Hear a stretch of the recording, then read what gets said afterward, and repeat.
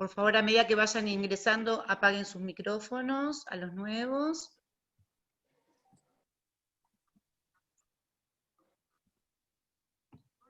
Y sus cámaras de video. Van a tener una mejor conexión al PowerPoint de la presentación.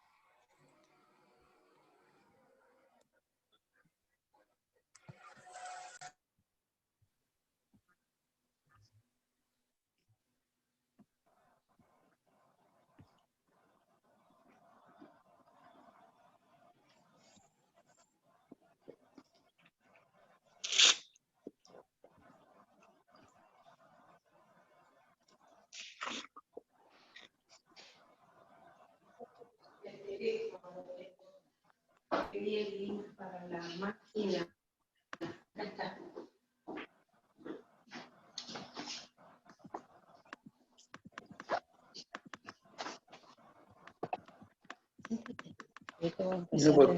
No me quiero ir a guardar la camioneta y de comer.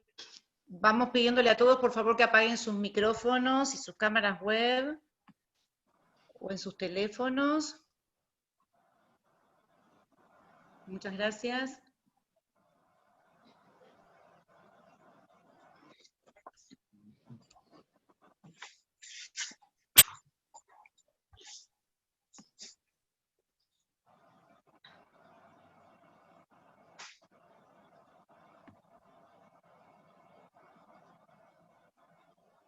Muy bien, si alguien tiene un problema de sonido, por favor escriban en el chat con la opción responder a todos, así podemos ayudarlos.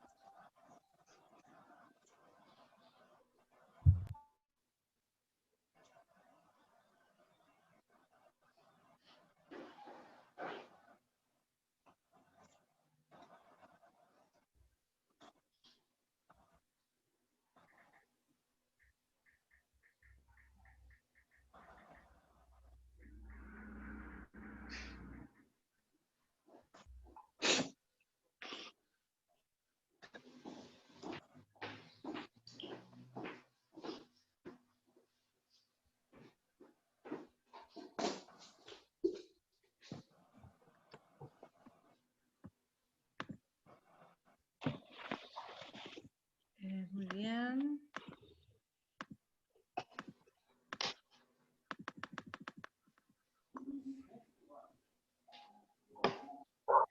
Les pedimos que apaguen por favor los micrófonos.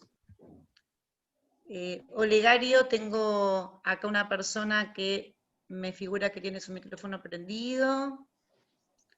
Muchas gracias.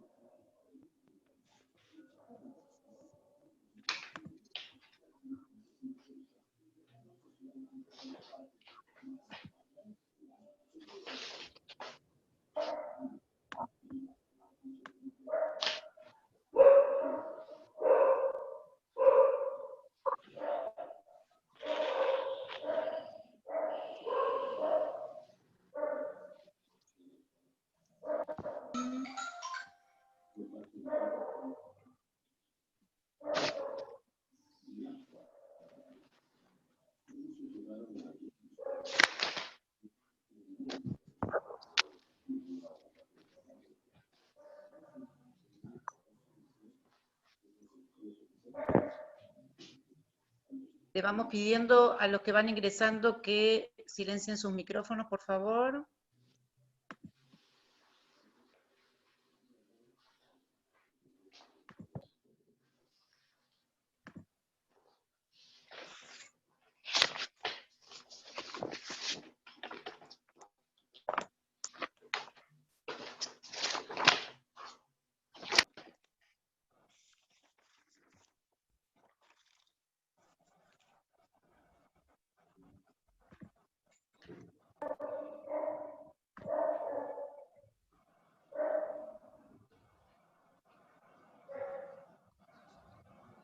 Bien, bueno, ya estamos 116 personas, estamos dentro de la sala, tenemos un poquito más de gente que nos está pidiendo ingresar, le pido un minuto más de paciencia.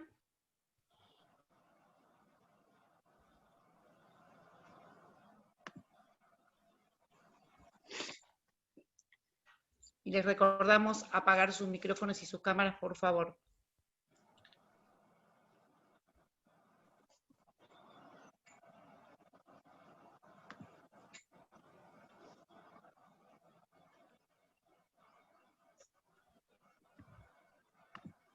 Muy bien.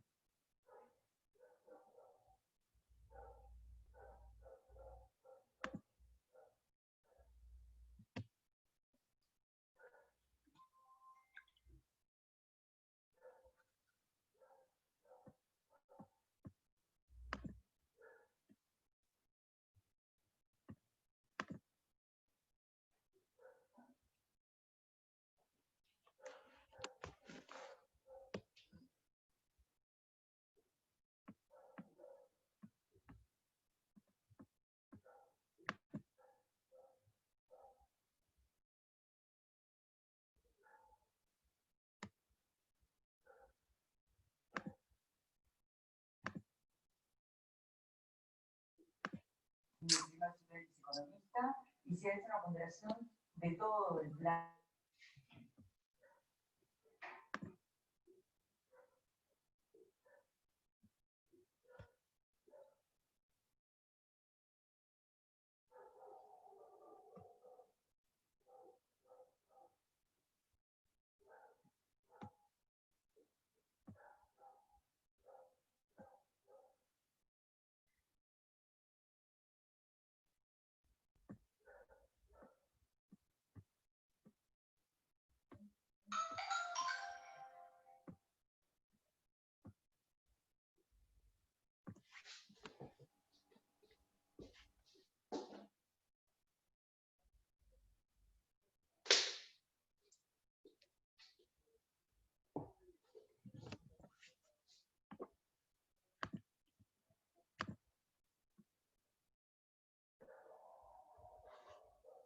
Buenas noches a todos, le damos la bienvenida. Mi nombre es Silvia Graciano, estoy en el área de Trade Marketing de Laboratorios Koenig, con estas charlas sobre productos que estamos lanzando y bueno, otros más que estamos aprovechando esta pandemia para capacitarnos. Gracias por su tiempo y por participar esta noche. Vamos a dar comienzo presentando a Rodolfo Sicora, nuestro gerente comercial, si puede prender cámara, y nos vamos presentando. Sí, buenas noches a todos. Gracias Silvia. Yo soy Rodolfo Sicora, estoy a cargo del área comercial de Koenig Filial Argentina. Bienvenidos a todos y gracias por acompañarnos en esta presentación. Y dado que va a ser una charla netamente técnica, les pedimos que cualquier consulta comercial, luego Silvia les va a proporcionar un email, así que la haremos por esa vía. Nada más que eso, bienvenidos a todos y bueno, adelante Silvia. Muy bien, Rodolfo, muchas gracias. Le vamos a comentar primeramente la charla, cómo vamos a operar. Tenemos varios expositores, nos vamos a presentar con nuestro primer expositor y presentador durante esta noche, que va a ser nuestro médico veterinario Tomás Sabio García, si podés prender la cámara. Y les vamos a pedir que durante la presentación todas las dudas que les surjan la vayan escribiendo en el chat con la opción responder a todos o compartir con todos, como para que al finalizar podamos ir respondiéndolas.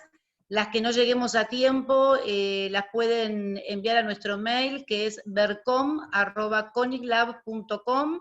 Allí recibimos todas las consultas técnicas que necesiten, nos dejan su teléfono de contacto y un representante asesor técnico los va a contactar. La charla también va a quedar después grabada y colgada en el sitio web del INTA, que les vamos a comunicar, lo vamos a dejar escrito en el chat, y también en el canal de YouTube de CONIG, que también le vamos a dejar la dirección escrita en el canal. Vamos a comenzar con un breve video para que puedan conocer un poco nuestras instalaciones y nuestras plantas productoras, así que los dejo para compartir.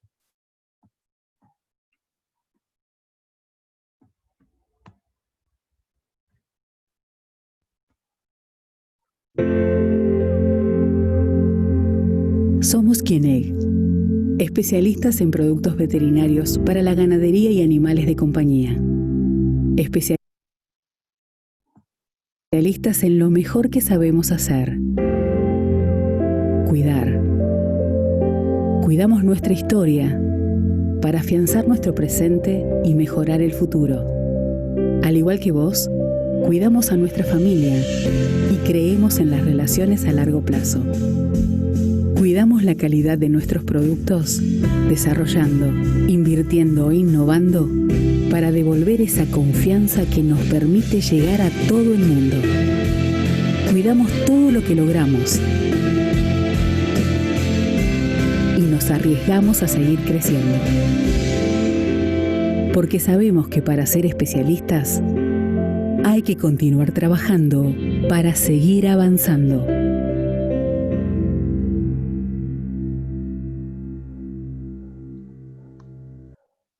Bueno, muy bien, muchas gracias por mirar nuestro video de inicio. Le voy a dar cámara a Tomás Sabio García, que va a presentar a nuestros invitados de hoy para esta charla. Tomás. Bueno, buenas noches a todos. Gracias por estar presentes.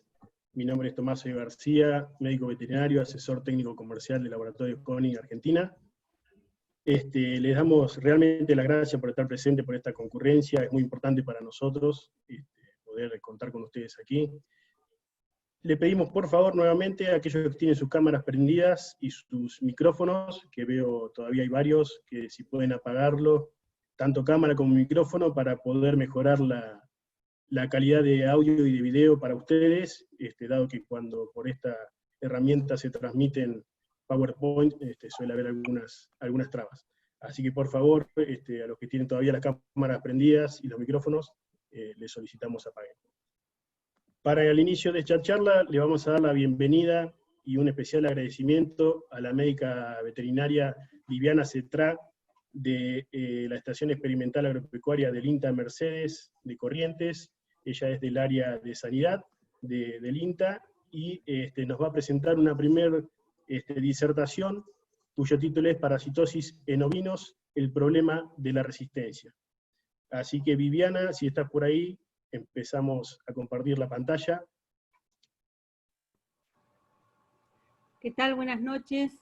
Un gusto estar esta noche acá con ustedes para contarles un poco el problema que estamos teniendo, conocido supuestamente por todos ustedes, de la resistencia. Así que ya la comparto. Adelante, sí, Viviana.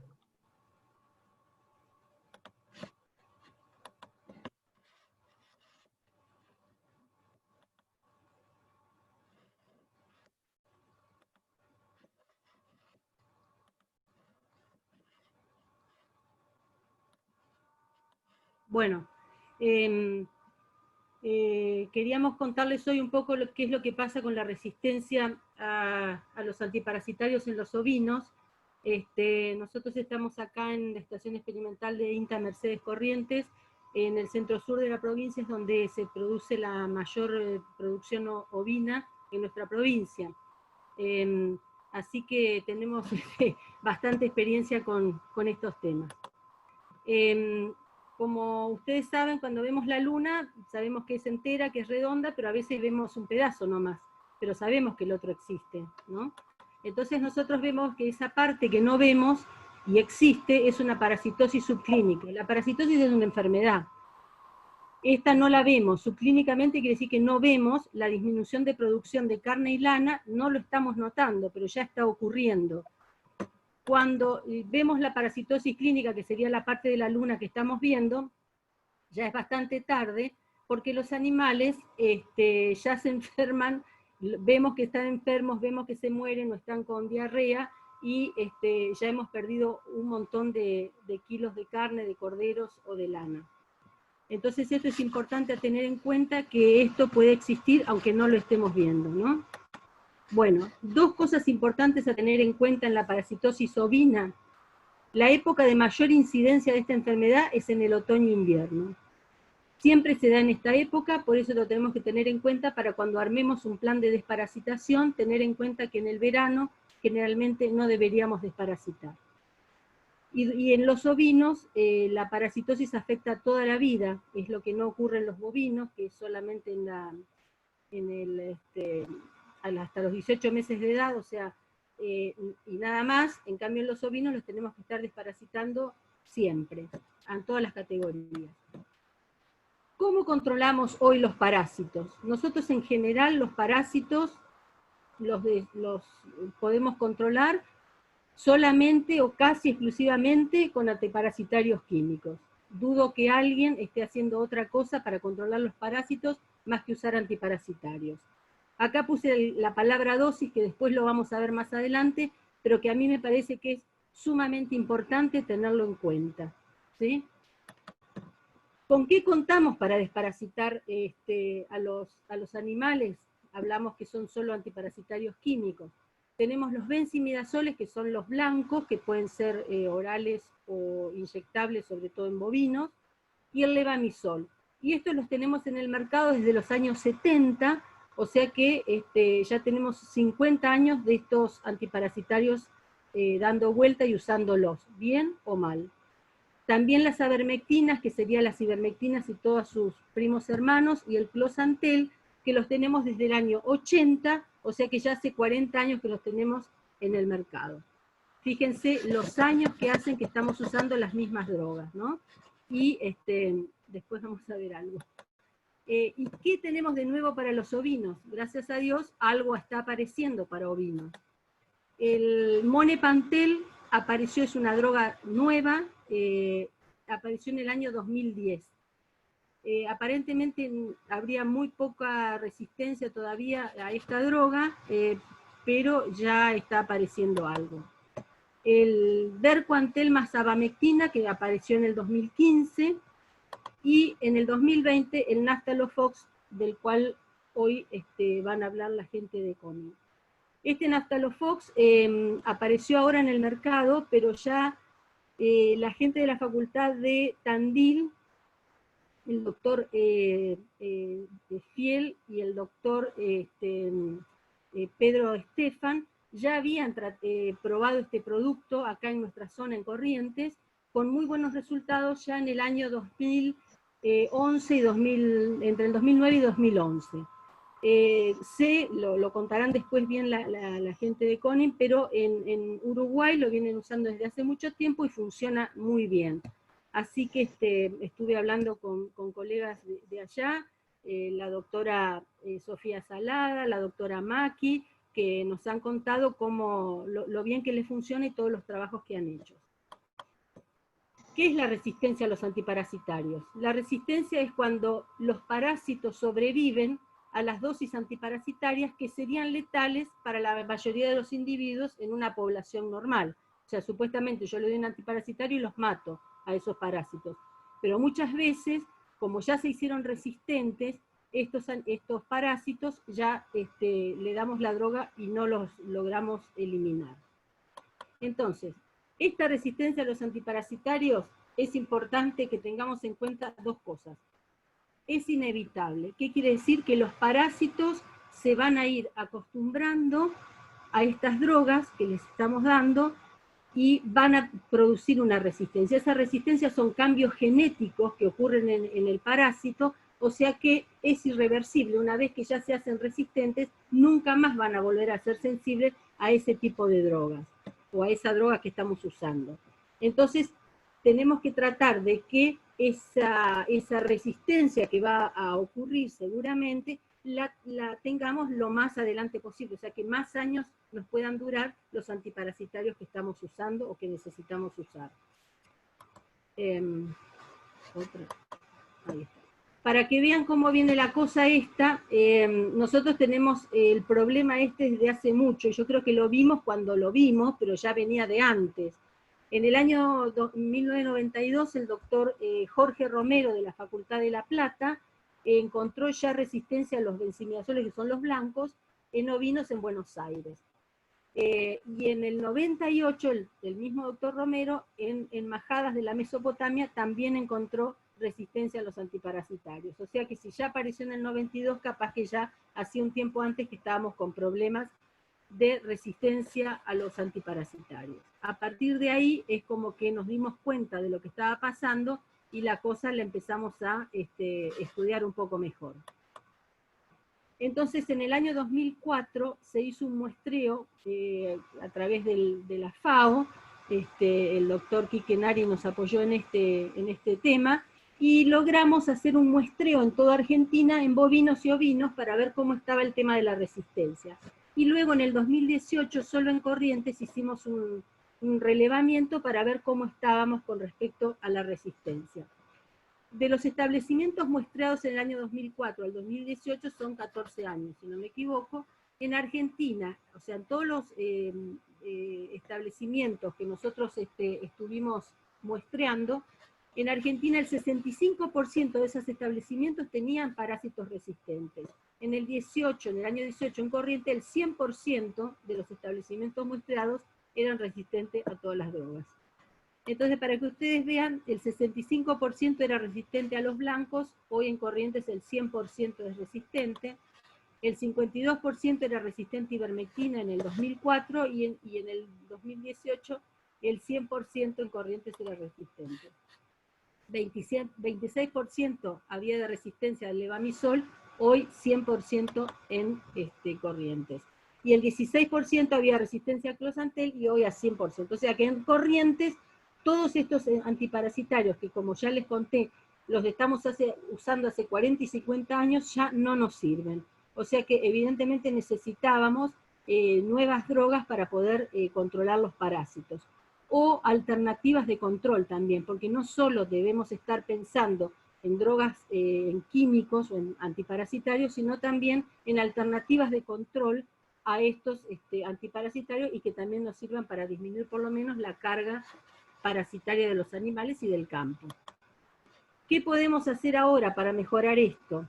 Acá puse un rompecabezas, porque la verdad que es lo que tenemos que hacer. No pensar en desparasitar porque nos parece que tienen o porque nos parece que ya es la época, sino que tenemos que tener muchas cosas en cuenta para decidir si vamos a desparasitar o no. Primer punto, hay 2 o 3 puntos que los vamos a tocar un poquito más en profundidad, pero en principio decirles que la decisión para desparasitar debe tomarse luego de hacer un diagnóstico parasitológico. Es lo que nosotros llamamos el HPG, huevo por gramo de materia fecal. O sea, tenemos que hacer un análisis de laboratorio que nos indique si ese animal está parasitado y si realmente necesita ser desparasitado. Disminuir la frecuencia de uso, lógicamente, al hacer estos análisis de HPG, nosotros vamos a saber si el animal está con carga parasitaria y si hay que desparasitarlo. Eso va a disminuir, lógicamente, nuestra frecuencia de uso, porque no siempre que nosotros pensamos que están parasitados, realmente necesitamos desparasitarlos. Acá volvemos a la dosis correcta que les había nombrado al principio. Es sumamente importante la dosis, porque si le damos menor dosis, le estamos subdosificando y los parásitos rápidamente se van a acostumbrar al antiparasitario y ya no nos va a servir el antiparasitario en breve. Entonces lo que tenemos que hacer es nunca pensar en hacer un promedio de peso de animales para decidir la dosis que le vamos a dar, sino que tenemos que saber hacer una idea de cuánto pesan los más pesados de cada lote y darles la dosis como si fueran todos de ese peso del más alto. Si hay mucha diferencia de peso, tendremos que hacer diferentes grupos de animales, de acuerdo al peso. Pero tener en cuenta que si le damos si le damos la dosis menor a la que le tenemos que dar, estamos subdosificando y estamos, no estamos matando un poco de parásito, no estamos matando nada, y al contrario, estamos acostumbrando a los parásitos a ese fármaco, entonces enseguida nos va a dejar de servir. El otro punto es controlar el efecto después del tratamiento, o sea, luego de tratarlo habría que hacer otro HPG, otro control en el diagnóstico, en el laboratorio, para saber si realmente nos funcionó el antiparasitario, porque nosotros a veces desparasitamos y pensamos que ya está todo bien, y capaz que ese antiparasitario ya no nos está sirviendo, entonces tenemos que controlarlo, o sea, después a los 10 días más o menos, o 12 días, hacer otro muestreo de materia fecal, mandar al laboratorio para saber si nos funcionó el antiparasitario. Rotación de fármacos antiparasitarios, eso lo tenemos que hacer para que poder ir eliminando los parásitos, si tienen resistencia a algún antiparasitario, que el otro antiparasitario que usemos sirva. Rotación de fármacos quiere decir que la droga madre del antiparasitario no sea la misma, porque a veces tenemos la misma droga de distintos laboratorios o de distintos nombres y es lo mismo. Lo que nos tenemos que fijar es qué droga le estamos aplicando, ¿sí? No importar parásitos resistentes. Muchas veces cuando compramos animales que traemos a nuestro establecimiento, están trayendo los parásitos del otro establecimiento que no sabemos si tenían resistencia a algún antiparasitario o no. Entonces, para evitar que en nuestro establecimiento entren parásitos resistentes y que nos siembren nuestro campo de otros parásitos que nosotros no tenemos, entonces debemos hacerles una desparasitación con algún antiparasitario que sepamos que funciona bien en nuestro establecimiento, o sea, no en nuestro establecimiento porque esos vienen de afuera, sino algún antiparasitario que sepamos que no tienen casi resistencia, o sea, alguna droga nueva, y los dejamos una noche encerrados y después los largamos al campo. El antiparasitario no puede reemplazar la alimentación, eso es fundamental. Cuando los vemos papones o cuando los vemos flacos o que no los vemos bien, decimos está parasitado. Y a veces no es la falta de antiparasitario, sino es la falta de alimentación, que nos va a producir lo mismo. Al faltar las proteínas van a tener papada y los vamos a ver mal. Entonces, antes de decidir desparasitar, tenemos que ver cómo está nuestro campo, qué tal está. No solamente, o sea, qué carga tiene, cómo está, si hay seca, como estamos ahora, si no hay, o sea, todas esas cosas tenemos que tener en cuenta en cuanto a la alimentación, no pensar solo en antiparasitario. Manejo integrado del pastoreo y de los potreros, eso es fundamental, es muy inteligente, es como hablábamos recién, un rompecabezas, tratar de que el pastoreo sea entre animales de distintas especies. Por ejemplo, bovinos, ovinos y equinos tienen distintos tipos de parásitos, entonces unos nos pueden hacer de aspiradora de los parásitos de la otra especie. Entonces ese potrero nos va a quedar con menor carga parasitaria y podemos después, por ejemplo, traer los ovinos si antes tuvimos bovinos. Y dentro de los bovinos o de los ovinos tenemos categorías que pueden ser más sensibles que otras, y podemos usar, por ejemplo, vacas, que van a ser las que más nos van a absorber todos los parásitos, y nos pueden dejar con menor carga parasitaria ese potrero. Y otra que habíamos hablado y que yo les comenté, era alternativas de control. Tenemos que buscar otras alternativas de control que no sean los antiparasitarios. Y una de las cosas que estamos llevando a cabo nosotros acá en el INTA Mercedes desde hace más de 10 años, con el doctor Mario Poli de INTA Castelar del Laboratorio de Genética, hemos logrado tener una majada de ovinos Corridal resistentes a los parásitos. Acá es al revés, acá el que es resistente es el ovino a los parásitos. Hasta ahora veníamos hablando que los parásitos se hacían resistentes a los antiparasitarios.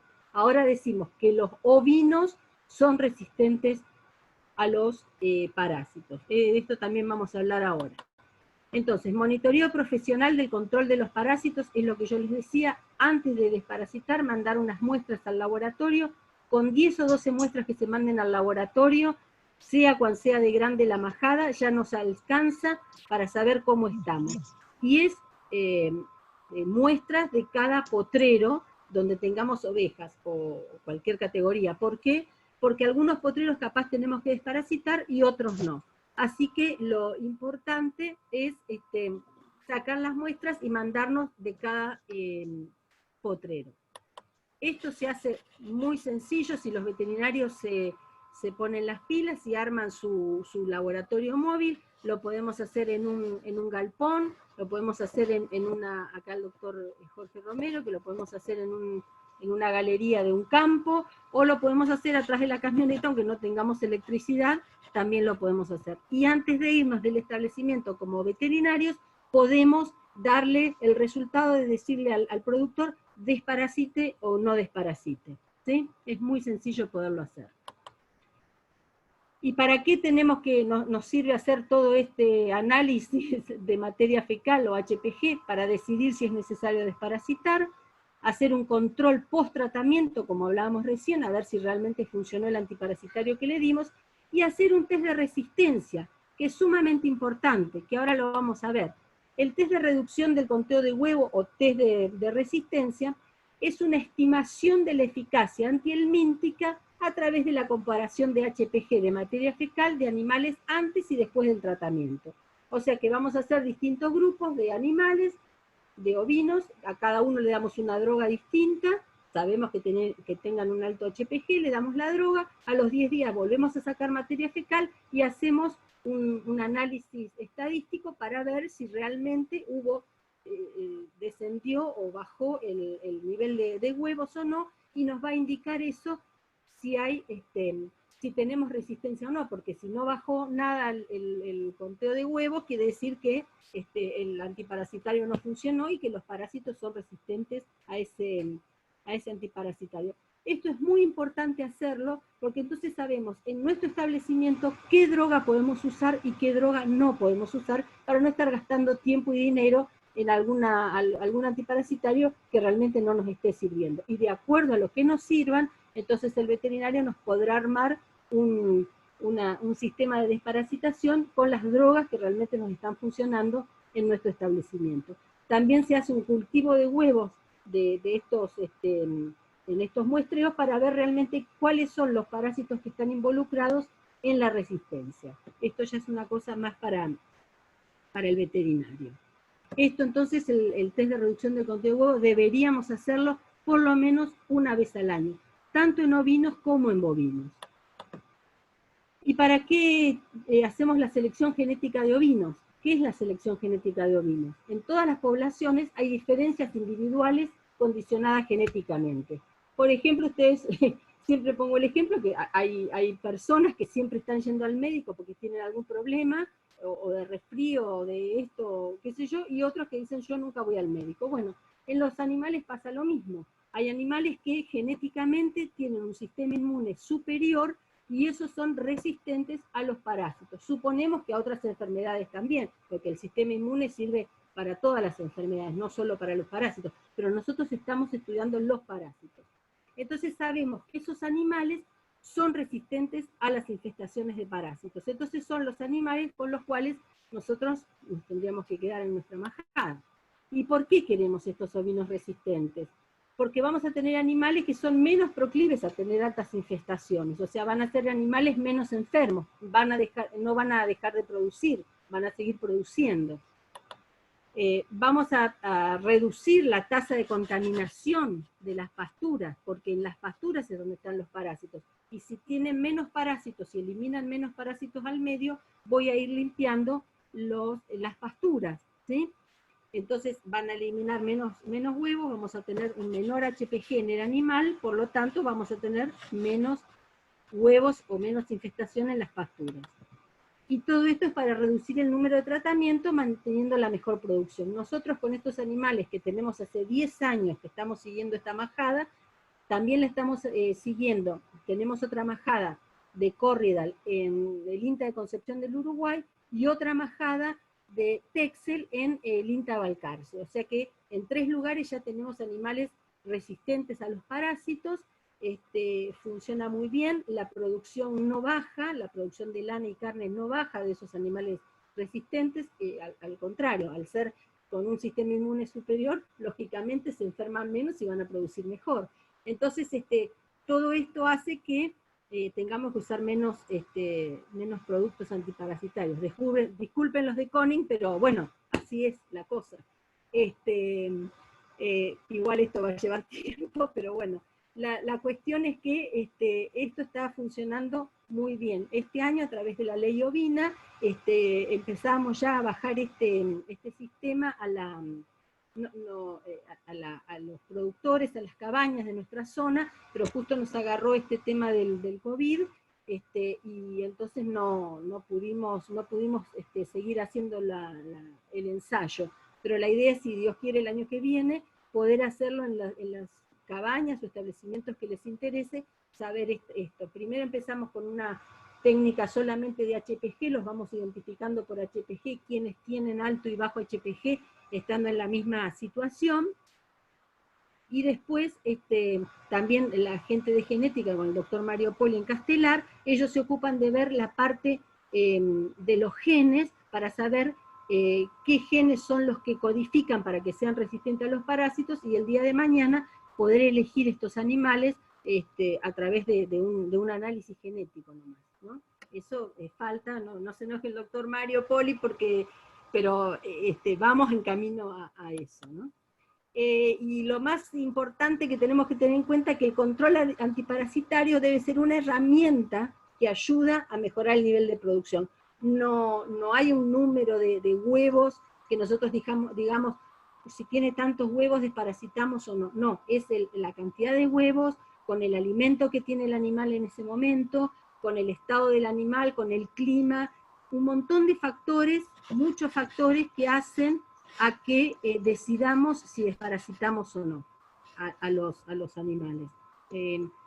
No es un número ni es un sí o no, sino que tenemos que ver un todo en la producción, ¿sí? Bueno, y ya con esto le doy las gracias, ahí está mi mail por si a alguien le interesa o le quedó alguna duda o se quiere poner en contacto. Estas son nuestras ovejitas de la experimental, y los huevos, para que se acuerden de, hay que contar los huevos, hay que hacer HPG, hay que trabajar con los laboratorios. Bueno, muchas gracias. Perfecto, Viviana, muchísimas gracias por tu presentación, muy didáctica, muy interesante, muy clara. Ya teníamos algunas consultas en el chat, y bueno, le decimos a los participantes que nos esperen un poquito.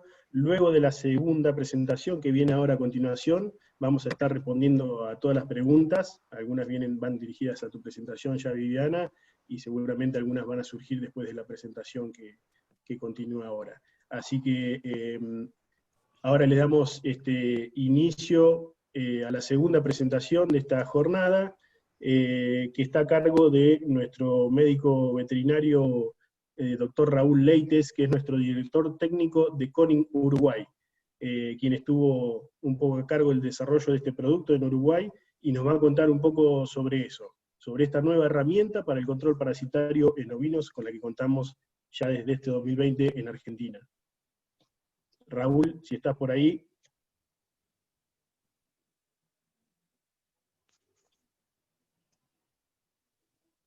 A ver, Raúl.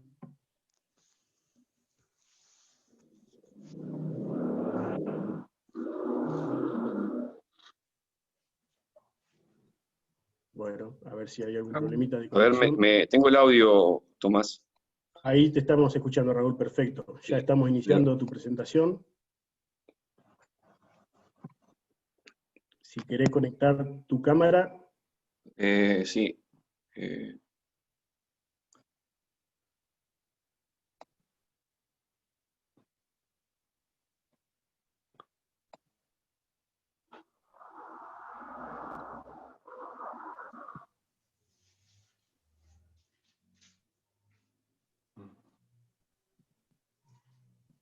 Bien. ¿Me tenés ahí? Mientras esperamos ahí. ¿Te tenemos en audio? Sí. En video no. ¿No me tenés en video? No. Ah, no puedo entrar en la cámara, lo único, por eso. Bueno, si querés arrancar la presentación. Arrancamos la presentación igual, Tomás, si te parece. ¿Ya la estás viendo? No sé por qué, pero tengo buena señal, sí. Bueno. Cuando pueda voy a aparecer ahí, pero Perfecto, yo ya te estoy compartiendo tu presentación. Cuando la estés viendo, arrancamos.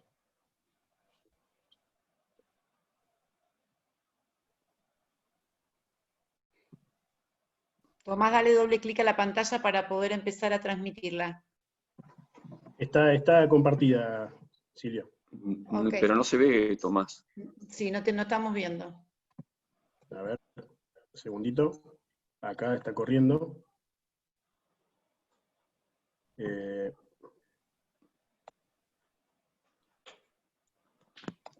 Ahí está. Acá me figura, a ver.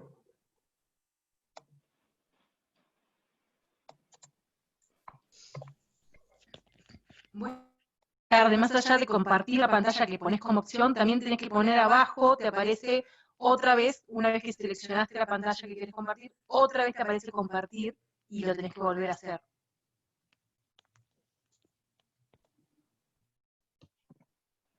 A ver, un segundo, vamos a darle de vuelta.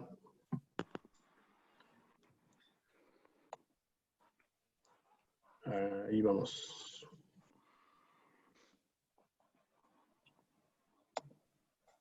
Ahí va. Ahí está.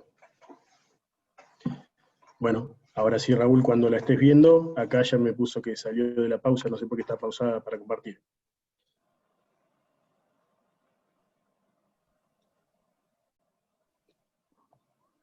Ahora sí, ahora lo tenemos, Tomás. Ahora sí. Perfecto. ¿Me tomás bien ahí? Sí. Tuyo, Raúl. Sí, perfecto. Okay. Bueno, buenas noches para todos ahí. Vi que hay varios conocidos y amigos enganchados en la charla. Y evaluando con Tomás qué era lo que, sobre la presentación y el lanzamiento del producto, nos pareció interesante hacer un resumen de por qué Kony como empresa se embarcó en todo el proyecto del desarrollo del Nastalofos, que nos llevó, arrancamos por allá por el 2009 entonces, frente a esto le hicimos el planteo a Argentina de hacer un poquito de historia sobre el Nastalofos en sí. Y puse ese título de El Uruguay, el país más ganadero del mundo, pero no para engrandecernos, sino para que ustedes vean cómo tuvo una secuencia que nos llevó a ese desarrollo del Nastalofos. ¿Y por qué ponemos ese título? Porque nosotros es como un eslogan que tenemos para tratar de vender carne al mundo cuando vamos a algún congreso, y es porque siempre fuimos, por ejemplo, 3 millones de personas, desde que casi que yo era niño, siempre fuimos 3 millones, 3 millones y poco, y eso no ha variado. Pero sí tenemos 12 millones de bovinos. Y siempre ese número va variando entre unos 10 millones y 12 de bovinos, y a su vez tenemos 7 millones, hoy por hoy, de lanares. Y estas cifras de los lanares, por ejemplo, sí ha tenido una reducción importante. Entonces decimos que somos el país más ganadero del mundo porque cada habitante tiene 2 ovejas y 4 vacas. Entonces siempre nos sacamos bandera con eso. Pero teniendo en cuenta esos 7 millones que le hablamos en la actualidad, que están casi que estables desde el 2015 a la fecha, como dice el slide, previo a eso tuvimos, como les comentaba, hemos ido disminuyendo esa cantidad de lanares. En el 2012, por ejemplo, eran 8,5 millones. En el 2003 había unos 10 millones. Estas cifras para la gente de Argentina son cifras reales de la población tanto de lanares como de bovinos en el Uruguay, porque nosotros, cada productor en el Uruguay tiene que hacer una declaración anual de toda la explotación ganadera que tiene, en la que tiene que declarar en las áreas que trabaja, si hace ganadería, si hace agricultura, y hace una declaración de las haciendas. Y después, eso, todos los 31 de junio, ¿sí?, se saca el número final, se puede sacar el total del país, por departamento, concesionario. Entonces son números bastante concretos y fehacientes. Retomando estos números, al final de la década del 80, al inicio de los 90, esta población de lanares, que hoy era 7 millones, llegamos a tener 20 millones y hasta 26 millones de lanares. ¿Qué nos trajo esto aparejado? Y bueno, que tuvimos problemas con el control de los parásitos. Y se nos empezó a aparecer en varios lugares problemas de resistencia. Estos problemas de resistencia arrancan a detectarse a fin de los 80, en el año 1989, por ejemplo, se está detectado el primer caso de resistencia en el Uruguay. Pero para que tengan también haciendo historia, como la presentación que más o menos traté de desencadenar los hechos, tomé un dato, que por ejemplo, el primer diagnóstico de resistencia reportado fue en 1957, y fue a la fenotiacina en Estados Unidos. Retomando la situación de Uruguay, de esos 20 y pico de millones de lanares que estaban muy dispersos en las 17 millones de hectáreas que tenemos en el Uruguay, bueno, empiezan los primeros diagnósticos que le comentaba de resistencia. El primero fue en 1989, se generó, se dio al género Trichostrontium, como dice el slide, y el grupo de drogas, el grupo químico fue los benzimidazoles, y en ese caso fue el ofendazol, ¿sí? Pero a partir de ahí se desencadenaron una cantidad de cuadros de resistencia, ¿sí?, a los diferentes grupos químicos. A partir del 89 y a principios de los 90, se hace un estudio importante de muchos predios con una cantidad de colegas privados y los colegas que estaban en ese momento en el ministerio, en el DILABE de parasitología, hacen un relevamiento por una cantidad de predios en todo el país. Y surgen datos, por ejemplo, como que hacían 8 dosificaciones anuales en cierta cantidad de predios. Se diagnostica resistencia en esos predios a muchos activos, pero a muchos. Similar a lo que presentaba Viviana en la presentación, se empezó a desencadenar resistencia a los levamisoles, resistencia al closantel, y bueno, como referencia, en el 1990 también aparecen resistencia, 1998 se presenta resistencia a la ivermectina. Con todo este cuadro, y en ese estudio que hacen estos colegas, a los cuales después los voy a nombrar porque he usado datos de ellos en la presentación, se pone sobre la mesa los organofosforados, ¿no? ¿Cuál órgano fosforado?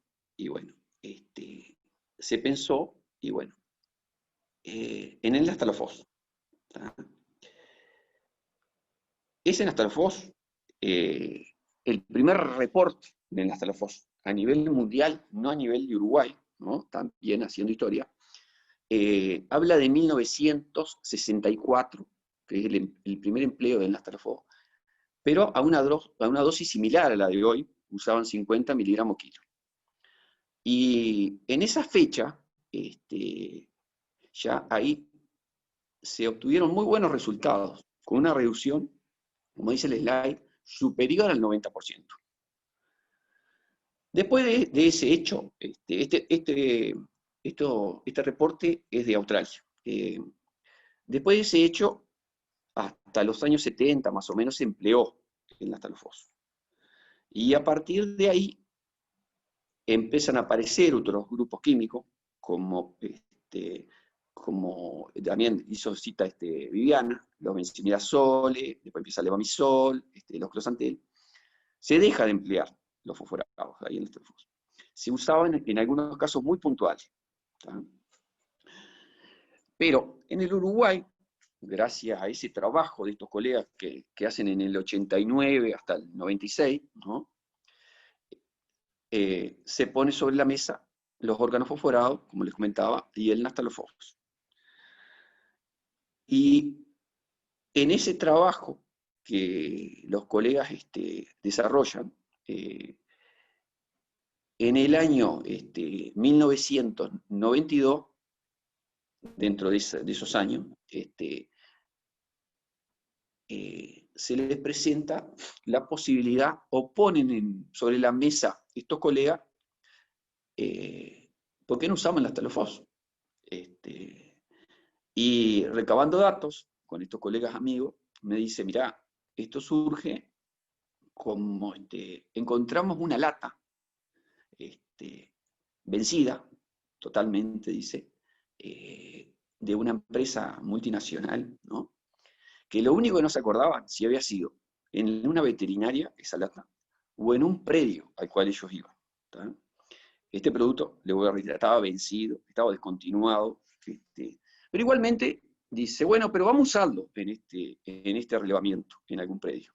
Y ahí, en el año 1992, obtienen resultados superiores al 90% en la reducción de huevos por gramo. Y a partir de ahí empiezan a trabajar sobre el nastalofos. ¿Qué hacen? Le plantean a esta empresa multi que lo traiga al Uruguay. Y en el año 1994 se inicia ya la comercialización de este nastalofos. La presentación en ese momento del producto era en bidones de 10 litros. Pero el producto venía, en ese bidón venían 1,5 kg de polvo de nastalofos, el cual se debía completar con agua, ¿sí? Hasta los 10 litros, y luego mezclarlo, batirlo, hasta obtener una buena dilución de este polvo en agua. Después que estaba preparado este producto, tenía un vencimiento o una estabilidad de unos 3 meses. Después, o lo teníamos que preparar, ¿sí? Utilizábamos todo y lo demás lo descartábamos, o hasta 3 meses era el máximo de estabilidad de los datos que tenemos. Si lo empleaban en una dosis de entre 30 y 40 miligramos kilo de peso vivo.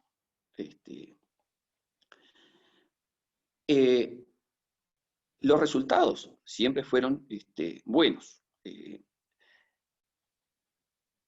Estos colegas, a los cuales llevaron a la introducción de este nastalofos en polvo, en este slide hay un resumen de lo que es en un predio en el cual le hice la puntualización de que en el 89, por ejemplo, hicieron el diagnóstico de resistencia al ofendazol, ¿sí?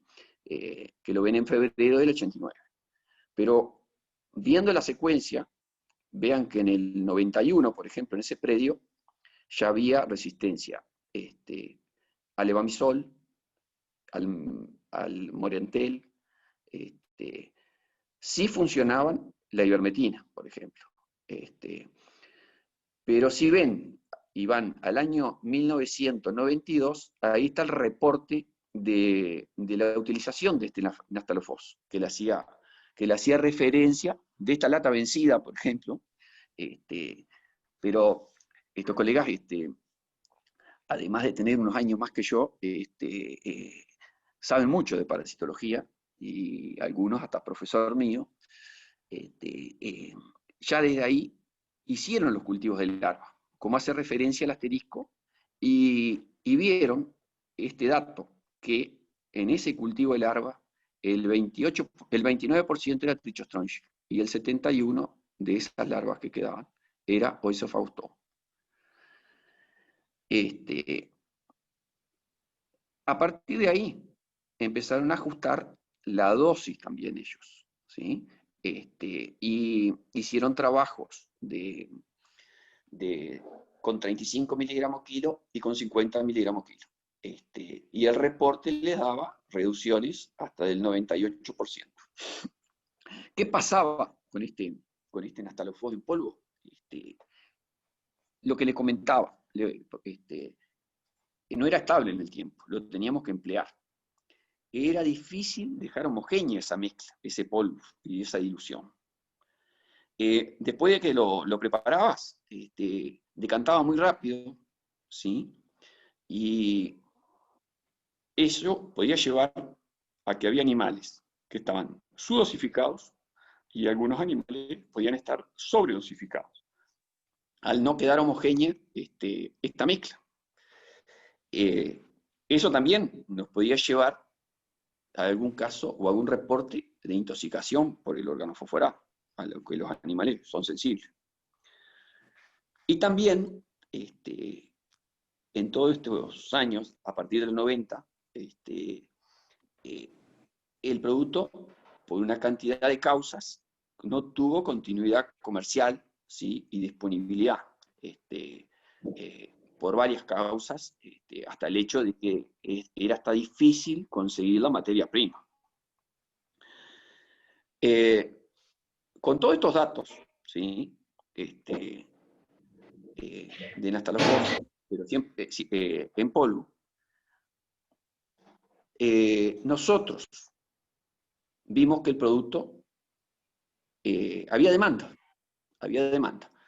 A pesar de que la disminución del stock ovino en el Uruguay, igual siguen existiendo los mismos problemas, porque en la extensión del país, el sector ovino quedó comprimido a ciertas zonas nomás. Entonces está siempre cargado esas áreas de explotación ovina. Entonces también se siguen presentando o se ven afectados casos de resistencia similares a lo que hablaba Viviana en Argentina.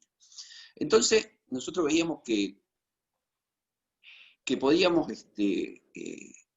tener demanda o que se necesitaba un producto de este tipo. Y a partir de 2009, 2010, con el Departamento de Desarrollo entre CONI Uruguay y CONI Argentina, nos pusimos a trabajar en el desarrollo del nastalofos.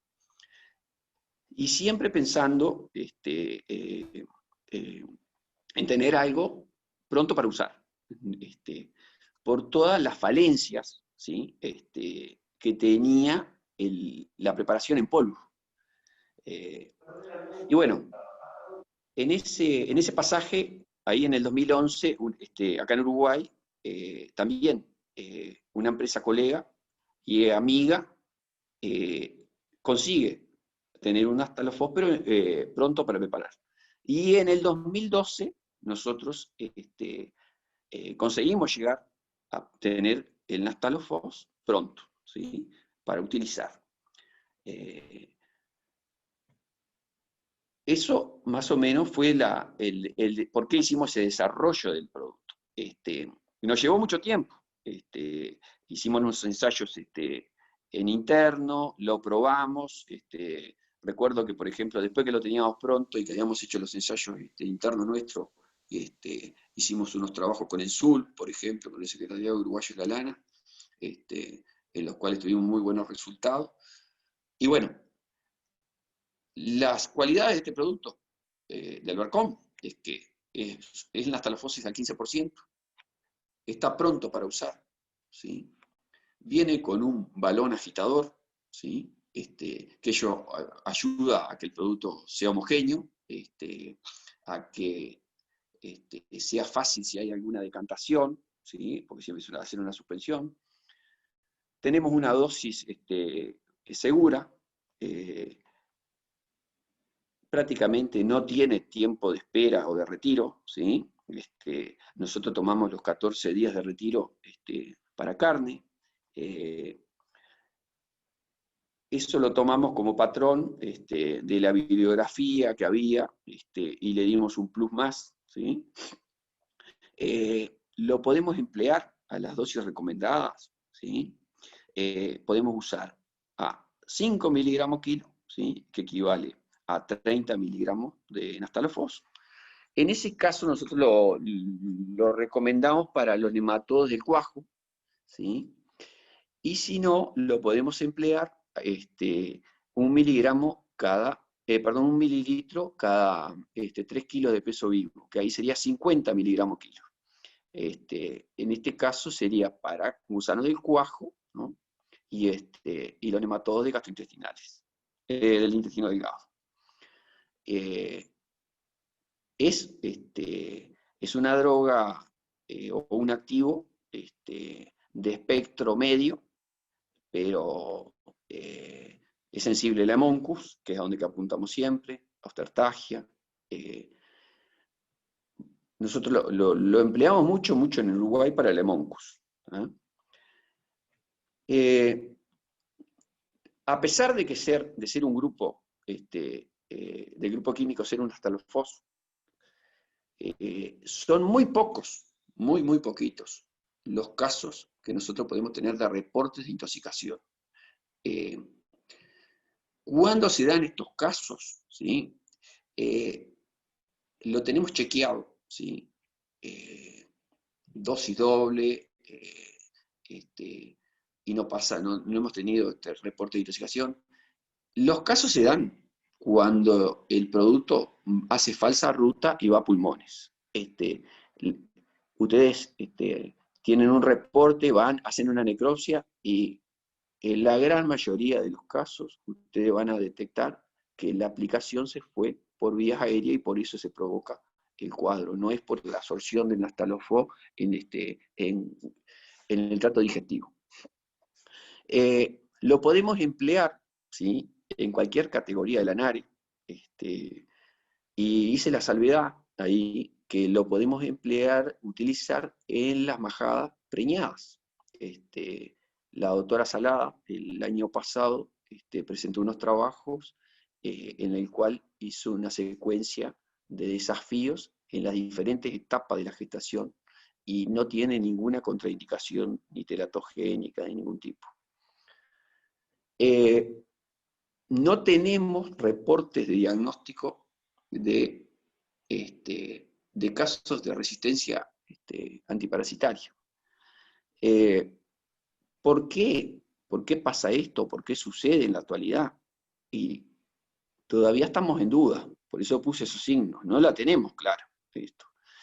Pero sospechamos que esto tiene que ver con la farmacocinética del producto. Dado que uno lo aplica y hace un pico, actúa y desaparece. Es muy difícil de determinar. Nosotros lo que podemos hacer es hacer un relevamiento de la colinesterasa, no del nastalofos, para tener un parámetro, pero es muy difícil de determinar.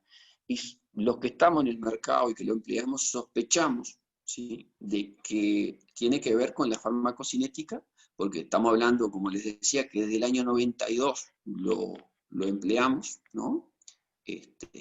Y no tenemos reporte. En Uruguay, bueno, lo mismo. Bueno, en Argentina y en algunos otros países que se ha usado algo tampoco.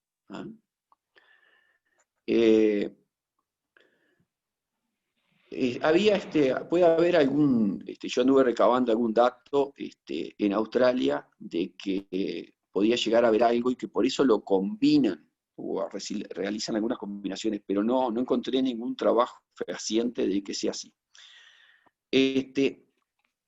Para reiterar los conceptos que se explayó excelente, Viviana, me gustó mucho la presentación, pero para reiterar, para evitar que haya resistencia parasitaria, nosotros tenemos que tratar de disminuir las frecuencias de dosificaciones, no dosificar por dosificar, como dio los datos que hicieron el relevamiento de 8 dosificaciones anuales.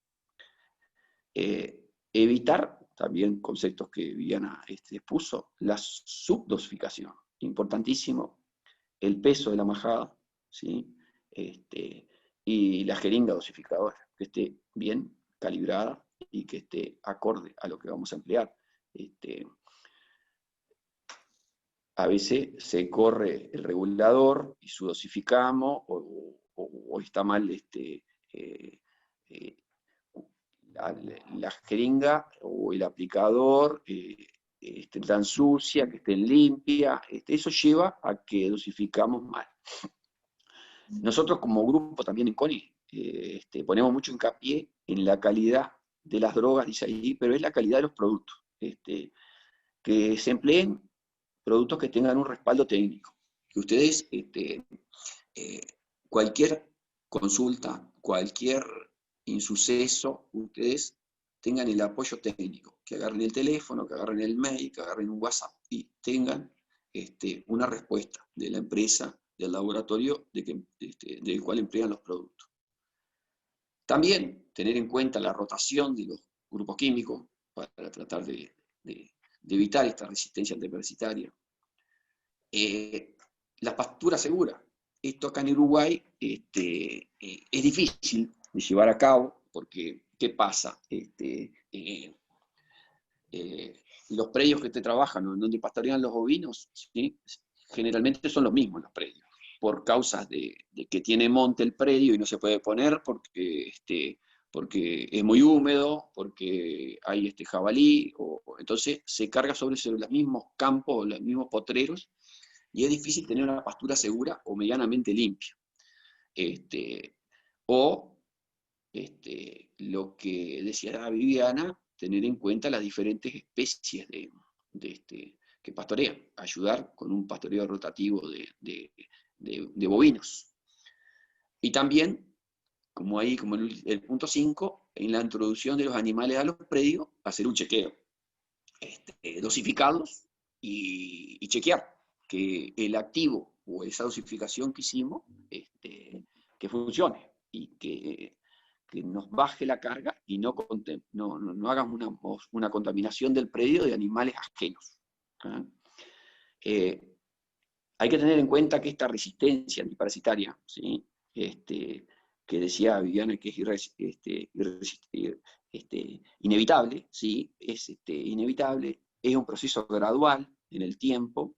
Nosotros tenemos que tratar de extenderla lo más que podamos en el tiempo, y es diferente cada caso, o cada campo, o cada predio, es una situación distinta. No tomar en cuenta, por ejemplo, que al vecino le pasó tal cosa, o le funciona tal producto, a mí me va a funcionar. No es así. Nosotros lo que pedimos es que por ejemplo, los predios acá, que hagan un asesoramiento, que tengan un respaldo de un colega, que se asesoren, que tengan un correcto uso de las drogas, que hagan que apliquen tecnología, ¿sí?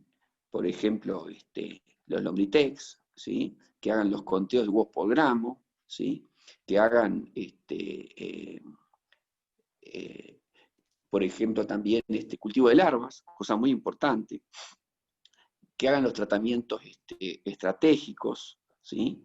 Que tengan tratamientos dirigidos en ciertas etapas, ¿sí? Por ejemplo, previo al parto, a la señalada, y esos tratamientos que tengan un chequeo post-tratamiento. Con todo esto, ¿sí? Nosotros vamos a tratar de evitar o de prolongar esta resistencia, ¿sí? Antiparasitaria. Y con todo esto, ¿sí? Nosotros vamos a proteger el Nastalofos y nos va a perdurar en el tiempo. Que les voy a reiterar, no tenemos claro por qué no apareció la resistencia. Ya hace un tiempo que se emplea en el Uruguay y seguimos obteniendo muy buenos resultados. En la gran mayoría de los conteos son superiores al 90%. Si no, de no ser así, bueno, está muy bueno, una muy buena herramienta, que era lo que decía Viviana, además de los HPLC, hacer el cultivo de larvas, porque a veces el predominio, por ejemplo, de esa población de parásitos, el 80 o el 75% es monco, el 17, el 20 es trichostronchio, pero después tenemos, pónganle en un ejemplo, tenemos Ocephagostomum, y en la Nastalofos para ese género no le va a funcionar. Entonces, si ustedes hacen un cultivo de larvas, lo pueden identificar. Y bueno, para finalizar, lo que les quería decir era que en el VERCOM lo tenemos presente en Argentina, ¿sí? A partir de ahora, del 2020, ha sido un desarrollo regional en conjunto entre CONI Uruguay y CONI Argentina. Y le paso la posta a Tomás, entonces. Perfecto, Raúl. Bueno, muchísimas gracias por tu presentación.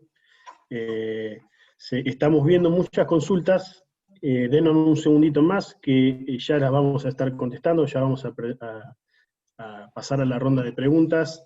Para finalizar, les queremos pasar 3 o 4 slides más, y pasamos a las preguntas, que tenemos ya varias. Comunicarles que si bien este producto ya lo tenemos probado, como nos comentaba recién Raúl, desde el año 2012 que está en el mercado en Uruguay, estamos desde CONI muy seguros del producto que tenemos allí, y bueno, lo trajimos este año para comercializarlo acá en Argentina. En el año 2019, el año pasado, sobre noviembre de 2019, decidimos igualmente hacer unas pruebas zonales, unas pruebas regionales, para nosotros, con algún resultado que nos sirviera, obviamente, para tener una referencia de lo que estábamos trayendo. Así que nos fuimos a Corrientes, nos pusimos en contacto con algunos veterinarios zonales, y bueno, nos abrieron las puertas de los productores que asesoran. Viviana Cetrá en el INTA en Mercedes nos abrió sus puertas para hacer los HPG. Así que bueno, allá estuvimos en noviembre en la zona de Curuzú, Cuatiá. Por inclemencias climáticas no pudimos realizar algunos trabajos que teníamos previstos también en Mercedes. La idea era abarcar varios establecimientos, y nos pudimos quedar solo con 2. Y bueno, lo que hicimos fue básicamente tomar estos 2 establecimientos, tomar grupos de animales, agarramos y dividimos en 2 grupos, hicimos un grupo control y un grupo tratados con nuestro VERCOM, y hicimos un HPG pre y post tratamiento, ¿sí? Esto nos permitió, se me trabó ahí está, esto nos permitió tener algunos resultados que son los que les estoy mostrando acá a continuación. En el lote de tratados del primer establecimiento, fíjense que teníamos estos conteos al inicio, o el día 0, digamos que es el día donde tomamos la muestra, y realizamos el primer tratamiento. Este era el conteo, bastante similar en el lote de testigo, ¿sí? En las 15 ovejas testigo, eran 16 tratadas y 15 testigos. Y estos fueron los conteos del segundo muestreo 14 días después, en el lote de animales tratados, y esto es el conteo del lote de animales testigo, que obviamente no fueron tratados entre medio, sino posterior. En este establecimiento, el BERCOM nos dio una eficacia del 98,6%. En un segundo establecimiento, también de la zona de Curzú-Cuatiá, teníamos estos HPG al inicio en el lote de animales tratados, y estos HPG al inicio de los animales testigos. Y obtuvimos una respuesta similar, inclusive un poquito superior de eficacia, en el segundo muestreo, en el grupo de animales tratados, con una eficacia de este producto del 100%. Fíjense en el lote test cómo levantaron los HPG. ¿Sí? Así que, bueno, con esto, más que nada, como les comentaba recién, no hicimos test de reducción. Esto fue básicamente un conteo que logramos hacer en todos los establecimientos, y lamentablemente no pudimos, por cuestiones climáticas que nos ocurrieron sobre noviembre y diciembre, ingresar a algunos establecimientos en la zona de Mercedes. Para estos trabajos, obviamente, como decía recién, muchas gracias, Viviana Cetrá, por tu colaboración, y la gente del INTA, y también un agradecimiento especial, que me parece que estaba por ahí en la charla, al médico veterinario Raúl Irigoyen, de Curzú-Cuatiá, por su predisposición, por la apertura de sus clientes, y bueno, por permitirnos trabajar también a los propietarios y al personal de los establecimientos de la zona de Curzú-Cuatiá, bueno, establecimientos que sin ninguna otra intención más que permitirnos realizar este trabajo, se brindaron al 100%. Así que con esto nosotros le agradecemos a todos la participación. Esperamos que les haya servido, que sea de vuestro interés y de vuestra utilidad este nuevo producto que tenemos ya en el mercado argentino. Y pasamos por el chat a la zona, al sector de preguntas. Así que si Viviana y Raúl quieren activar sus micrófonos y sus cámaras, vamos a estar respondiendo algunas preguntas que ya tenemos desde el principio. Tomás, ¿me tenés ahí? Sí, Raúl. Activame tú la cámara, ahora me di cuenta, lo que pasa es que me la apagaron de ahí, por eso no la puedo prender. A ver si podemos, Silvia, si estás por ahí, se la puedes activar vos, por favor. Sí, ahí voy a... ahí te mandé, bueno, Raúl. Mientras Silvia te activa, Raúl. Ahí está. Ahora sí. Ahí está. Ese es Raúl, para todos los presentes. Ahí está nuestro director técnico de CONIG Uruguay. Bueno, Viviana, una de las primeras preguntas que teníamos en el chat era: ¿qué nivel de HPG tomamos en cuenta para tomar la decisión de desparasitar o no en ovejas? Bueno, como bien venía diciendo, no es solo el HPG, ¿no? Tenemos que tener en cuenta otras cosas alrededor, pero calculamos que alrededor de unos 300 o 400 de HPG ya tenemos que estar alerta para ver ese número, más el estado de los animales, de la pastura, del clima, y con todo eso podemos decidir desparasitar. Pero no tenemos un número en general para todos los establecimientos, sino que es un número junto con esos otros datos que les decía recién. ¿Se entiende? Perfecto, está entendido. Raúl, ¿querés aportar algo? No, es similar. Nosotros, sí, de acuerdo con Viviana, tomamos en cuenta otros factores, pero con 400 huevos por gramo ya consideramos que es una carga para dosificar 350, 400 gramos. ¿Ah? Perfecto. Viviana, otra pregunta que había surgido es si hay diferencia en cuanto a la resistencia parasitaria, ¿sí?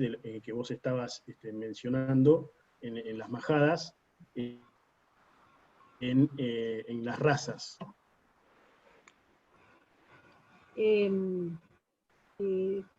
Creo que no, o sea, en cuanto a parásitos no hay diferencias en las razas, pero dentro de las razas hay animales más resistentes que otros. Qué sé yo, como por ejemplo en Pietín hay razas que son más resistentes, como son las Romain Marsh o las Corriedal, que son pezuña negra y son más resistentes. En cuanto a los parásitos, en general no hay mucha diferencia entre razas con respecto a la resistencia. Perfecto, perfecto. Acá otra pregunta que teníamos para vos también, de un estudiante de veterinaria, que hay unos cuantos conectados, lo cual está muy bueno, ¿no? Porque, bueno, una forma de acercarlos a lo que se está haciendo en el ámbito industrial y tecnológico por las dos partes mancomunadas, así que bueno, bienvenidos a los estudiantes. Una pregunta era si pueden explicar un poco más en rotación de las drogas y qué debe tenerse en cuenta para esto. Con respecto a las drogas, o sea, lo que hay que tener en cuenta, primero hacer el test de resistencia para ver qué drogas son las que nos sirven en el establecimiento. Que bien, como bien decía Raúl, que el vecino no le ande una no quiere decir que a mí no, porque de acuerdo al historial de cada establecimiento y el uso de la droga y cómo la he usado, sé si me puede seguir sirviendo o no. Entonces, primero hacer el test de resistencia para saber qué drogas me sirven, y una vez que sé qué drogas sirven, entonces las voy alternando de acuerdo a los momentos de desparasitación. Tenemos que saber que los momentos álgidos en las ovejas son preparto y lactancia y preservicio, ¿no? Que ahí es donde, sobre todo en el preparto, que se hacen los grandes picos de parasitosis, ¿no? Una acotación que va enrabado con la rotación de las drogas. Por ejemplo, acá en el Uruguay, nosotros es de diario, o muy común, que preparto, por ejemplo, se trate de emplear moxidetin, por ejemplo, porque ahí, de ese modo, es un activo al cual tiene buen poder residual, y eso te permite pasar toda la etapa de la bajada en el parto, y volvés a dosificar a los 45 días o 50, donde, cuando haces recién la señalada, y empleas en este caso un activo que tiene buen poder residual. Me sale ahora esa puntualización, que puede ser un caso de rotación de activos, siempre y cuando, lo que decía Viviana, que te funcione, ¿no? Y que esté chequeado de que te va a funcionar ese grupo. Exacto, perfecto, perfecto. Bueno, antes de continuar ahí con algunas preguntas que tenemos para todos los presentes, les recordamos que esta charla va a quedar en nuestro canal de YouTube de CONIC. Nos pueden buscar como CONIC Lab en YouTube, y por cualquier otra consulta o duda que tengan, tenemos el mail que es vercom@coniclab.com. Y si no, bueno, obviamente ahí tienen en la pantalla los mails de Raúl y míos para cualquier consulta que tengan. Otra preguntita, esta un poco más para Raúl.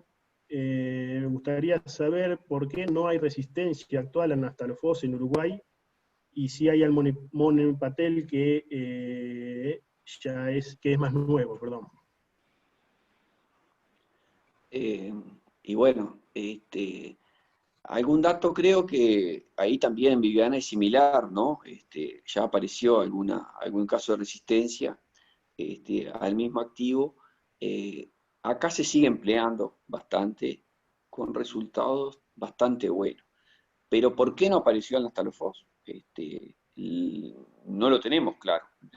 Lo que sí, no hemos determinado de que haya resistencia, pero pensamos que era lo que les comentaba en la charla, que tiene que ver con la farmacocinética, que al tener un pico, lo aplicamos, tenemos un pico y desaparece enseguida en sangre, a diferencia de otras drogas en la cual se mantienen en el tiempo, en sangre, y es como que los parásitos van a estar peleando frente al activo durante un tiempo. Acá, ¿los eliminamos de una ahí cuando dosificamos a las poquitas horas o no los eliminamos? Cosa que sí, los eliminamos o casi en un 100%, y por ahí la deficiencia del activo está en que no tiene poder residual. Sería como el punto débil del activo, de los fosforados, que tú dosificas y que vas a tener la posibilidad de que se te contaminen los animales. En el caso de otras drogas, las cuales han aparecido resistencias, son casos de que drogas que perduran el tiempo, entonces hacen un pico de concentración y se va manteniendo después en meseta por varios días y después empiezan a decaer. Por ahí tiene que ver la farmacocinética del producto. Pero no lo tenemos claro por qué no ha aparecido resistencia, o no se hace asidua y no tenemos relevamiento. Bueno, lo cual es algo muy bueno, que no haya aparecido resistencia. Así que seguimos contando con esta herramienta, y bueno, ahora en Argentina con más razón, tampoco, obviamente, si tenemos los antecedentes de Uruguay, que ya hace unos 8 o 9 años que se está utilizando, y no hay resistencia, podemos estar tranquilos en Argentina que por un largo periodo vamos a tener naftalofos. Una pregunta para la señora Viviana Cetrá, si podría explicar un poco más cómo es el pastoreo con diferentes especies. Bueno, nosotros justamente en Corrientes tenemos las 3 especies pastoreando juntas, que son bovinos, equinos y ovinos. Cuando nosotros ponemos en un potrero, por ejemplo, bovinos adultos, vacas, por ejemplo, todos los, no todo, pero la mayor cantidad de larvas y huevos de parásitos que pueda haber, de ovinos, que pueda haber en el pasto, lo va a absorber, va a ser como aspirador a los bovinos, entonces va a quedar menor carga de parásitos, de parásitos para ovinos en el potrero. ¿Por qué? Porque como no pueden hacer su ciclo los parásitos ovinos en el bovino, no va a estar eliminando al medio parásitos o huevos. Entonces, lo mismo ocurriría con equinos. Entonces, vamos a tener un potrero más limpio, con menor carga de parásitos, entonces después podríamos meter ahí los ovinos, sabiendo que ese potrero está con baja carga de parásitos o de huevos de parásitos para los lanares, porque ya los estuvieron absorbiendo los bovinos o equinos. No sé si se entendió. Perfecto, Viviana, sí. Ahí, a ver, una pregunta mía que me surge, o una aclaración por ahí, depende también con qué categoría entremos a esa pastura, ¿no? No es lo mismo por ahí entrar con un cordero recién destetado para recría que con la oveja adulta, por el tipo de pastura o de comida que digo que requiere esa categoría. No sé si se entiende.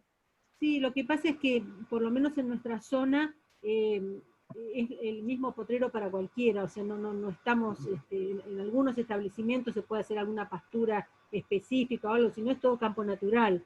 Entonces, en general no se hace mucha diferenciación entre categorías en qué potrero o si le haces una pastura, ¿no? Algunos lo podrán hacer, pero no es lo más normal. Claro, por ahí eso es más un poco para la zona nuestra, donde estamos nosotros, zona Buenos Aires, La Pampa, ese tipo de manejo, por ahí hay que tener muy en cuenta el tiempo de permanencia, si por ejemplo nosotros entramos con las vacas, el tiempo de permanencia de ese rodeo para que haga la limpieza del potrero, ¿no? Nos va a quitar también un poco de calidad del forraje que está en las puntas para las ovejas. Si bien la oveja come más abajo, pero bueno, entonces el tiempo de permanencia también de ese rodeo va a ser importante para que, por otro lado, no le quitemos calidad a la categoría que venga atrás. Por eso también te preguntaba, en base a si entramos con un cordero destetado a esa pastura por la cual pasó la vaca primero, o entramos con una oveja adulta. Sí, sí, tal cual. Eso es importante. Perfecto. Había acá otra preguntita. Raúl, para vos, a ver, la diferencia en la dosis de Trichostrongylus de Haemonchus, ¿actúa mejor en el cuajo que en el intestino delgado, el BRCOM? Se me cortó, Tomás, te escuché cortado, pero Dale. era de dosis. Nosotros usamos indistintamente 30 o 50 miligramos kilo. Por plasticidad o por hacerlo a veces más práctico, decimos al barrer 50 miligramos kilo. Pero recuerdo que, por ejemplo, en los trabajos en Argentina, no sé qué estuvimos, ¿te acordás? Los Sí. hicimos a 30 miligramos kilo, ¿no? Estoy diciéndote de memoria, pero me parece que sí, ¿no? Sí, 30 miligramos kilo, 1 mililitro cada 5 kilos de peso vivo. ¿Está? Sí, y esos fueron los resultados que obtuvimos de ahí. Bueno, lo hacemos por plasticidad, pero lo podemos usar de las dos formas. Lo que pasa es que uno muchas veces no tiene determinado el género que está actuando. Entonces, para cubrirte, haces la dosis máxima. Perfecto, perfecto. Bueno, acá hay otra pregunta. A ver, ¿el sistema de FAMACHA lo siguen teniendo en cuenta a la hora del diagnóstico parasitológico de campo o realizan directamente HPG? El tema del FAMACHA es que es un método subjetivo, y a veces cuando las majadas son muy grandes se hace medio engorroso hacerlo. Nosotros lo hacemos acá, usamos el FAMACHA para nuestros ensayos y para muchas veces nuestra majada en el INTA, pero a veces las majadas grandes, y si no estás entrenado, no es difícil, pero es subjetivo y hay que estar con el ojo hecho.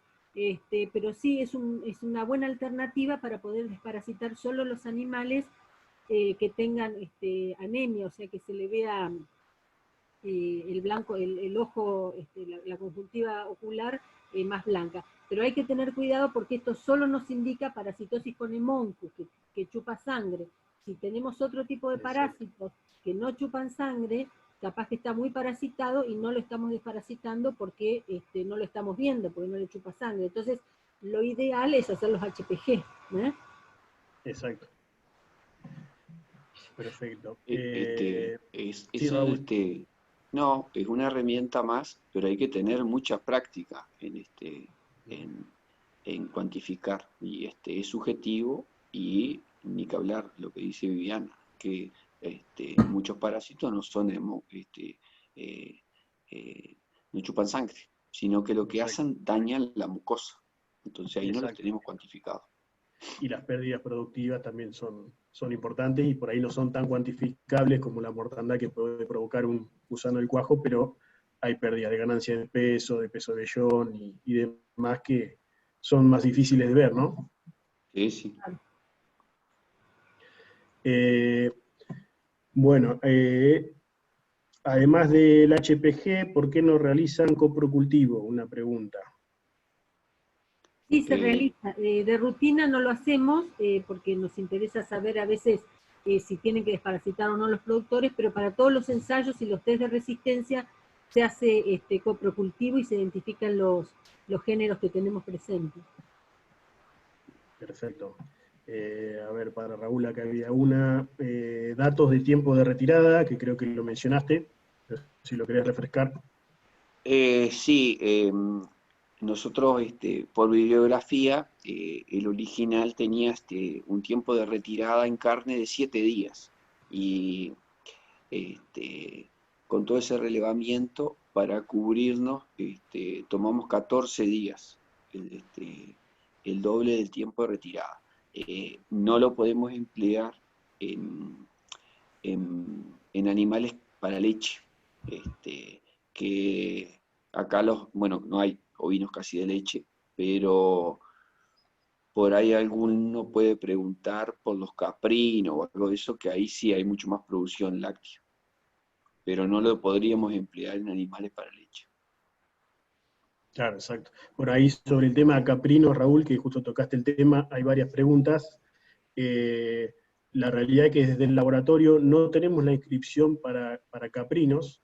Es algo en lo que posiblemente en Argentina, en Uruguay sé que no está inscrito para caprinos, acá tampoco, pero en Argentina posiblemente realicemos algunas pruebas para inscripción más adelante.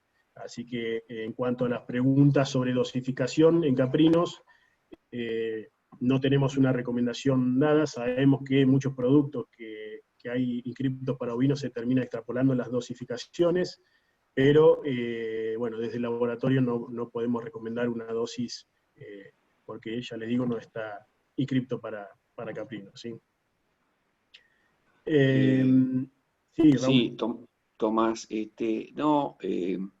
nosotros acá lo que pasa es que en el Uruguay la explotación de caprino es muy poquita, casi que no hay.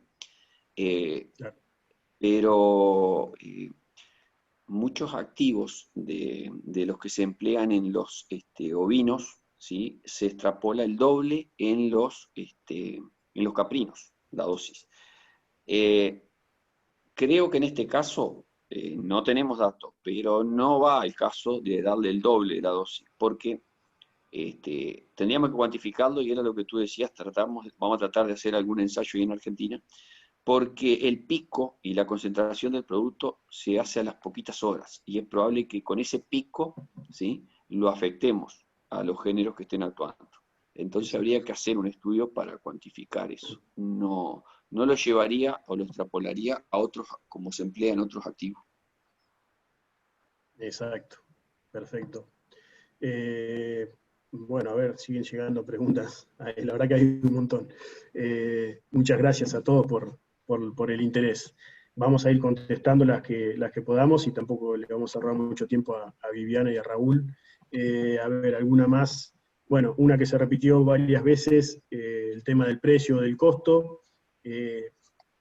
Hoy más o menos una dosificación en Argentina para una oveja adulta de 45 a 50 kilos estaría costando, relacionándolo con el precio aproximado de la lana, ¿no? Porque es muy variable, depende de qué tipo de lana y qué zona, pero estaría costando para una oveja adulta alrededor de 260 a 400 gramos de lana, del precio de la lana.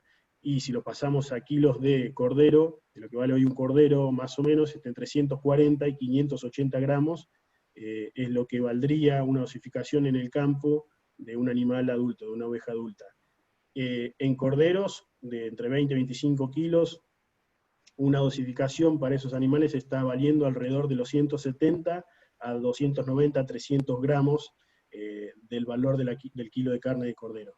Más o menos para que tengan una referencia, porque varía mucho de acuerdo al kilo de carne de cordero o de lana en cada zona y cada tipo, ¿no?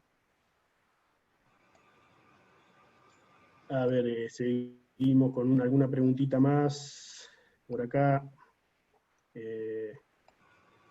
Vamos bajando. A ver si hay alguna otra. Bueno, Tomás, perdón, estaba leyendo una pregunta que también preguntaban el uso en bovinos. Bueno, eso no la vi. No lo tenemos cuantificado, no lo empleamos. Y yo lo descartaría, ¿no? Porque es un órgano fosforado y todas las especies no tenemos ni idea ni de la dosificación ni los miligramos, y estamos empleando un órgano fosforado. Y hay especies que pueden ser muy sensibles a la intoxicación. No tenemos cuantificado nada. Exacto, aparte por una cuestión de formulación, de cómo está formulado especialmente para ovinos, la dosificación en bovinos sería bastante alta y impracticable de realizar en la manga con esta formulación, con esta composición. Entonces, bueno, para bovinos, como tanto para equinos, en algún momento que también alguno preguntó, debería salir un producto reformulado, y bueno, eso va a llevar mucho tiempo de pruebas y demás, pero este está formulado específicamente para ovinos, la concentración está indicada para bovinos, así que bueno. No, y no, Tomás, no hay ningún dato, ¿no? Hablando de otras bueno. especies, por ejemplo, sí hay en equinos, pero al triclorfón, no a nastalofos. Exacto. Bueno, acá a ver alguna pregunta más. Acá hay una bastante larga, vamos a ver si la puedo resumir. Con respecto a la osificación, tomar el peso de los animales más pesados, ¿puede generar igualmente resistencia? Porque sería más eficaz frente a la resistencia la elección de este método. A ver si lo entiendo. ¿Por qué sería más eficaz frente a la resistencia la elección de este método? ¿No estaríamos ejerciendo una presión mayor de selección sobre los resistentes? Es la pregunta. No, el tema es darle la dosis que corresponde, más vale pasarte un poquito y no darle de menos, porque darle de menos ya lo estás acostumbrando al parásito a que se haga resistente, ¿no? O le estás ayudando a tener su cambio genético ante la resistencia a ese producto porque se lo vas dando de a poco o le das una dosis menor. Entonces, Exacto. Siempre es preferible darle un poquito más, nunca pasarse demasiado, porque, bueno, podés tener algún problema con el producto, que se te muere el animal o se intoxique. Pero en general, si nos pasamos un poquito más, no va a producir ningún problema, al contrario, estamos asegurándonos de que todos reciban la dosis correspondiente, ¿sí? Ahora, como ya dijimos antes, la resistencia va a aparecer ahora o más adelante. Cuanto mejor lo manejemos al producto, sobre todo con una dosis correcta, tal vez nos dure muchos más años el producto que nos esté sirviendo en nuestro establecimiento, ¿no? Exacto, No sé exacto. Bueno. No entendí muy bien la pregunta, pero... Sí, no, se refería a eso. Ahí sí, la volví a leer y se refería a eso, a utilizar como los más pesados si no puede generar resistencia, algo por el estilo. Por Además, otra cosa a tener en cuenta, si tenemos animales muy dispares en peso, también podemos estar haciéndole mal, digamos, intoxicando al más chico. Entonces, si hay grandes diferencias, entonces deberíamos hacer distintos lotes, los muy pesados, los medianos y los más chicos. Y de cada lote darle la dosis del más pesado de ese lote, ¿se entiende? Tratando, si hay mucha dispersión en el peso de los animales, ¿no? Ahí sí tenemos que tener en cuenta eso, ¿no? Tal cual, Viviana. Buena disertación, saludos de Tierra al Fuego, mirá, desde allá abajo, muchas gracias por estar presente, gente de Tierra al Fuego, de toda la realidad que tenemos gente de todo el país, les agradecemos a todos estar presentes. Acá tenemos una pregunta, un comentario de Federico Ilianes, muchas gracias Federico por tu aporte. Dice, respecto del uso en bovinos y teniendo en cuenta el espectro del producto y la epidemiología de los nematodos gastrointestinales en bovinos, sería discutible su uso en esta especie, además de la falta de datos en cuanto a la toxicidad. Es muy acertado, Federico, lo que está comentando. Gracias por tu aporte.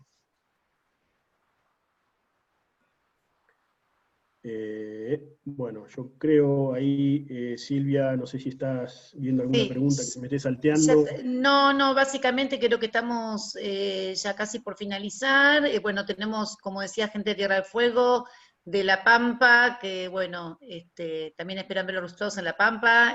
Parece que van a tener invitaciones para probar.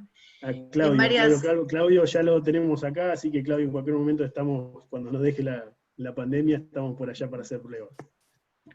Ahí estamos. Llegó una última pregunta y con esto cerramos. ¿Qué opinan del uso de corrales de descarga y el uso de ayuno? Y con esa ya cerramos y les agradecemos a todos por la participación. Les recordamos que va a quedar grabado en el canal de YouTube de Senasa, ¿no es cierto, Viviana? Si nos querés compartir... No, perdón, en el YouTube nuestro, Silvia. En los dos, también Viviana también lo va a colgar, creo que lo tienen ahí para compartir, ¿no es cierto? Sí, tengo que hablar con la gente de comunicaciones, así que, pero por lo menos en el de ustedes queda seguro. En el de nosotros va a quedar, perfecto. Así, bueno, los que tuvieron que retirarse antes, o veo que llegaron muchos por la mitad, pueden arrancar desde el comienzo. Y bueno, felicitarlos a todos por la exposición y tomarse este tiempo que fue bastante largo de preguntas, que no se suele dar y la verdad que me parece súper provechoso. Así que bueno, los dejo con esta última pregunta. Sobre la pregunta, sí, las dos herramientas son muy válidas, tanto como el ayuno y el corral o el piquete de descarga, ni que hablar, frente a un producto que actúa casi a las poquitas horas, es lo ideal.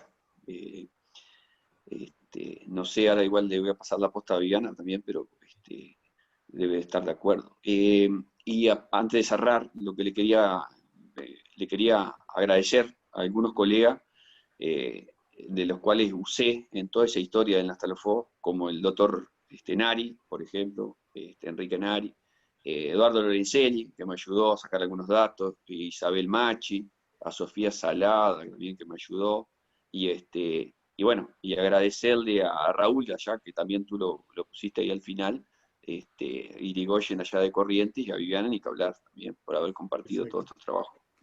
Exacto, gente. Bueno, con esto vamos terminando. Bolívar, sí. Saludos a Bolívar. Bolívar, sí, María de Bolívar, saludos de la provincia de Buenos Aires, casatita de Lincoln. La verdad que tenemos gente de todo el país, así que muchas gracias a todos. Viviana, mil gracias por tu predisposición, por tu disertación. Un gusto como siempre. Bueno, esperemos que pronto podamos volver a encontrarnos por allá para seguir haciendo trabajos en conjunto. Raúl, a vos también, agradecerte muchísimo por tu predisposición, por tu tiempo y por tu aporte para que este producto lo tengamos acá en Argentina. Desde mi lugar, muchas gracias a todos los que participaron, los que están, muchos veterinarios, muchos colegas, muchos productores, saludarlos, darles las gracias. Ya está el producto en el mercado, estemos atentos a adquirirlo en las veterinarias y no se olviden de consultar siempre con sus veterinarios, con sus asesores, para realizar las maniobras correspondientes antes de desparasitar y tener un buen control de sus majadas. Un abrazo grande para todos y nos vemos pronto. Gracias por la invitación y acá en INTA Mercedes estamos a la disposición del que necesite cualquier información y acá estamos. Gracias, buenas noches a todos. Muchas gracias a todos, los dejamos descansar tranquilos, buena cena, que terminen bien su jornada. Muchas gracias. Chao, chao, chao.